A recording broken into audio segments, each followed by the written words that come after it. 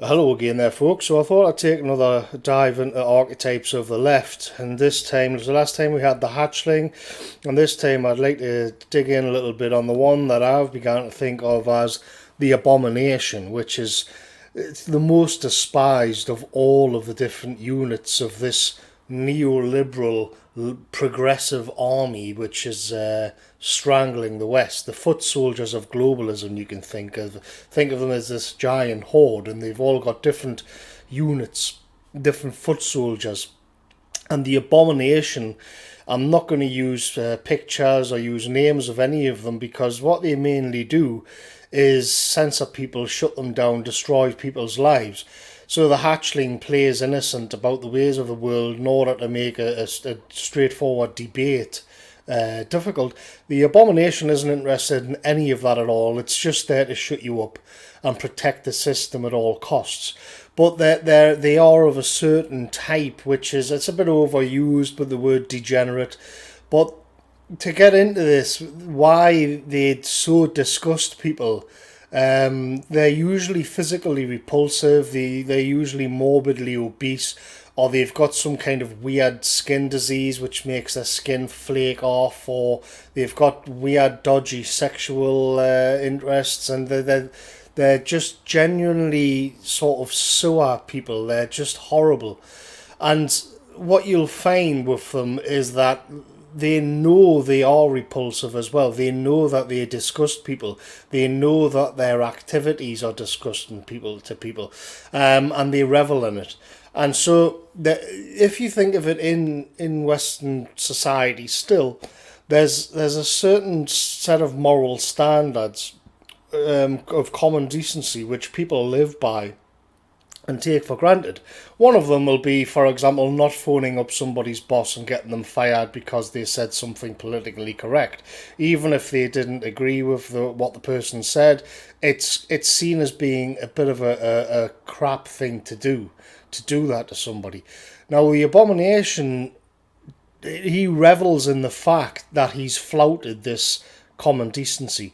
He thinks it's great that you then become triggered by what he's done.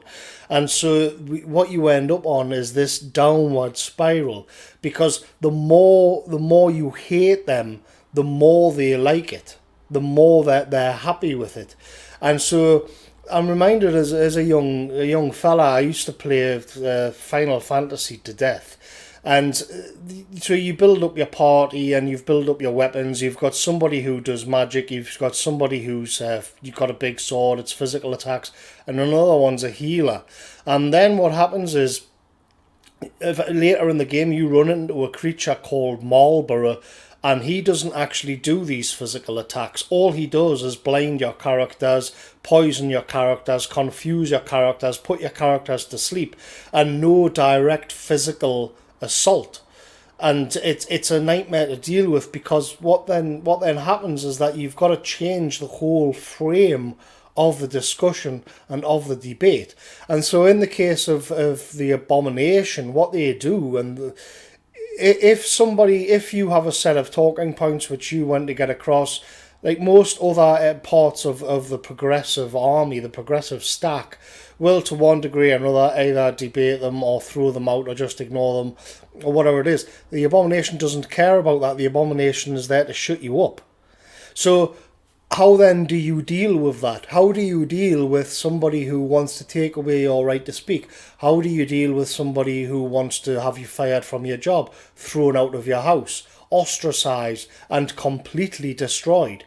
Well, what tends to happen is that you get this negative feedback loop where, let's say, the more conservative-minded person, he then goes to another level of extremism. And in some cases, I've argued often against the positions of classic liberalism, but one thing they do have a point on is that when you see these men going off and doing mass shootings, in a way, it's the levels of censorship, and it's the sort of being shut down by what I would call the Abomination is in large part responsible for that. They do have a point there, because you get this negative feedback loop where you can say, well, I have a point of view, And this particular group of people are stopping me getting that point of view out.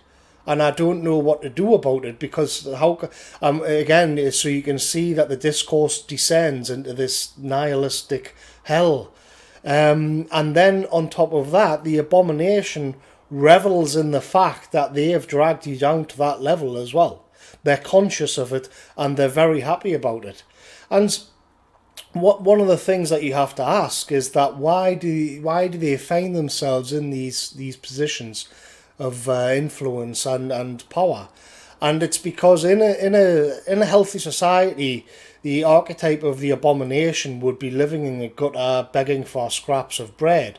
But when your culture, when your politics, when your civilization has been utterly corrupted, what you'll find by a hostile elite, what you'll find is that the degenerates and the freaks and the cruels people, the perverts and the weirdos, are then elevated into positions of power and influence over the normal population. And it's not that they're all these ideological fruitcakes. It's that they're of a certain character type that the system recognizes will be vindictive and malicious. And so they elevate them up into positions of power over the normal population in order to bully them and to hate them and to rile it up.